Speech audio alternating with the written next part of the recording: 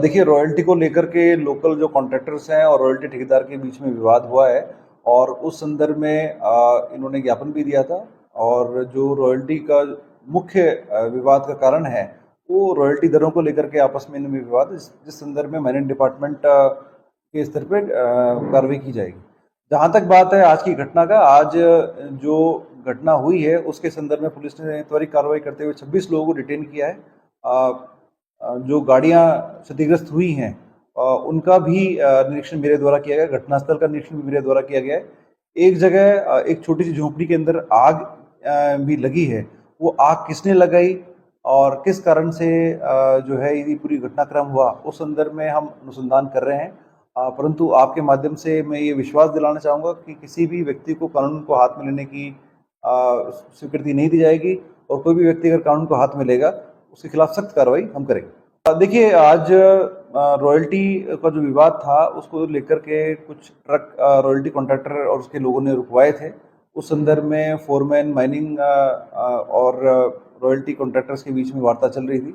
उससे लगभग आधा किलोमीटर की दूरी पर एक झोपड़ी में आग की सूचना लगी और उसी सूचना के तहत जो रॉयल्टी कॉन्ट्रैक्टर है उनके साथ के लोगों ने जाकर के जो है एक हमारे जनप्रतिनिधि हैं उनके पुत्र की गाड़ी में टक्कर मारी है, जिसको कि उस गाड़ी का भी मौका मुआयना हमने किया है। उसमें हम सुसंगत धाराओं में कार्रवाई करेंगे और जो भी लीगल एक्शन होगा वो करेंगे।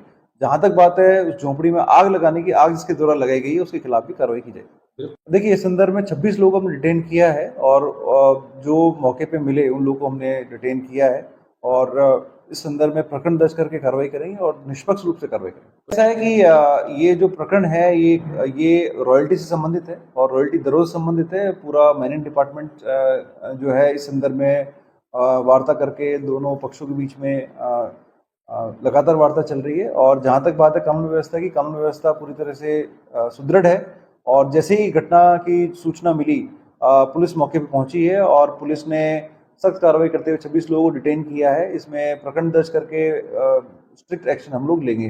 देखिए, इस संदर्भ में अनुसंधान जारी है और जो गाड़ियां हमने सीज की है उसकी भी हम तलाशी कर रहे हैं और जिन व्यक्तियों को हमने डिटेन किया उनसे भी लगातार पूछताछ हम लोग कर रहे हैं। प्रकरण दर्ज नहीं हुआ परंतु शीघ्र ही प्रकरण दर्ज किया जाए। देखिए, ऐसा है कि जो रॉयल्टी दरें हैं वो सरकार के स्तर पर तय की जाती हैं और उसमें जो भी निर्णय होगा वो माइनिंग डिपार्टमेंट के द्वारा लिया जाएगा और इस पूरे झगड़े की जो मुख्य मूल वजह है वो रॉयल्टी दरों को लेकर के ही आपस में लोकल कॉन्ट्रैक्टर्स और रॉयल्टी ठेकेदार में जो डिफरेंसेस हैं वही इसका मुख्य वजह है। मुझे लगता है कि आने वाले समय में पुलिस प्रशासन मिलकर के जो लीगल पॉसिबल होगा, जो सही होगा, विधि सम्मत होगा, वो हम करवाएंगे।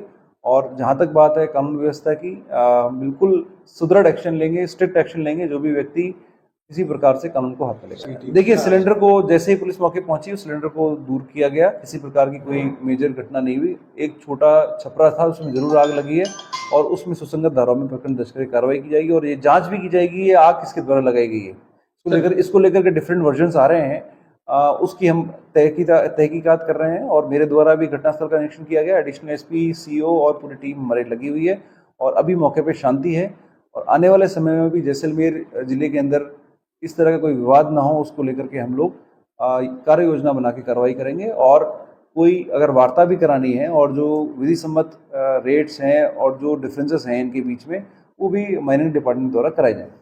देखिए, ऐसा है कि इसमें हमने वहाँ पे एक नाका पॉइंट लगाया है। इसके अलावा वहाँ पे सदर थाने की जो गाड़ी है वो भी लगातार मूवमेंट पे रहेगी। अभी फिलहाल मौके पे शांति है, कोई ऐसी घटना आगे नहीं होगी, ये हम आपको विश्वास दिलाते हैं। और 26 लोगों को हमने डिटेन कर लिया है, उनसे लगातार पूछताछ जारी है और घटना क्या हुई, कैसे घटनाक्रम हुआ वो उसकी हम जानकारी ले रहे हैं।